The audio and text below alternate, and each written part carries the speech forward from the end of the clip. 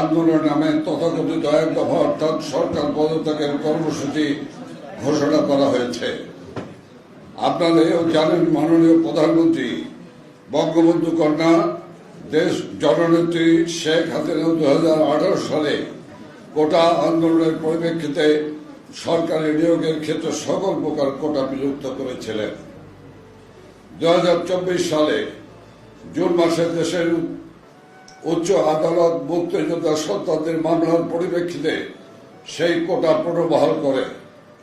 সরকার দ্রুতই হাইকোর্টের আদেশের বিরুদ্ধে আপিল করে এবং কোটা সংস্কারের একটি যৌক্তিক সমাধানের জন্য কাজ শুরু করে। পরবর্তীতে সরকারের প্রধান আইন কর্মকর্তা অ্যাটর্নি জেনারেলের আপিলের পরিপ্রেক্ষিতে হাইকোর্টের আদেশ বাতিল হয় এবং বিষয়টি চূড়ান্ত শুনানির জন্য বাংলাদেশের সুপ্রিম কোর্টের কাছে